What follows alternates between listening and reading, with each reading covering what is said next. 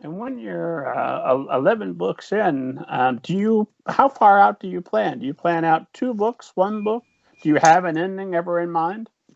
Well, I really had thought that I might end at book 10, but the children kept begging for another book.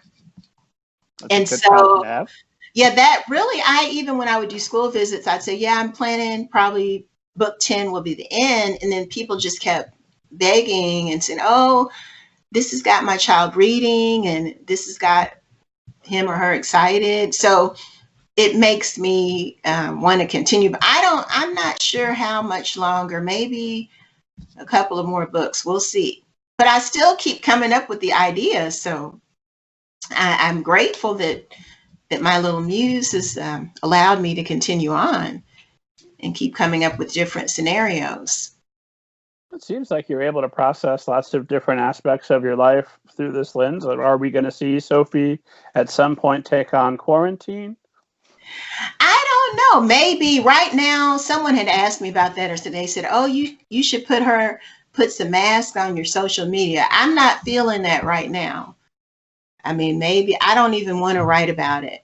And in fact, I had been writing on a different book that I was with a different character, and the year I had changed it. It had been 2020, and I changed it to 2019 because I don't even want to write about that right now. But maybe sometime in the future, who knows? We don't even want to acknowledge the year happened.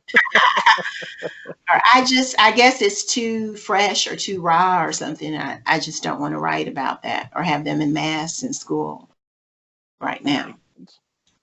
The tricky thing I would think right now is anything we might write about quarantine may yet seem trite because we have no idea still how it's going to end.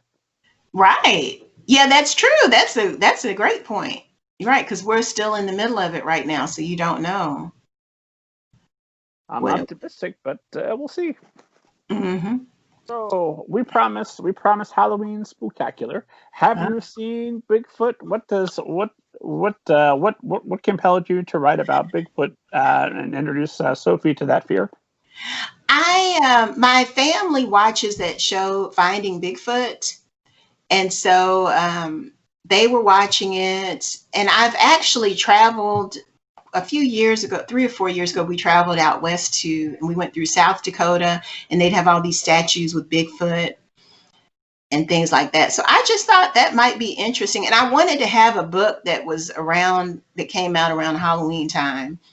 And I thought that would be pretty neat to have her afraid of Bigfoot or have them. And I also wanted to write a book. This book has them going, it's called Class Retreat, and they go to camp. So I wanted them to have that camping experience. And so I thought that would be cool to incorporate the Bigfoot in there and add a little fun and adventure. Are you and your family big campers? No, I've never been camping, but I actually wouldn't mind trying to do that because I went kicking and screaming on the road trip we took out west. I did not want to go do that. And I actually ended up loving it. It was so beautiful. And we went through Yellowstone. So if I could ever, I wouldn't mind camping there.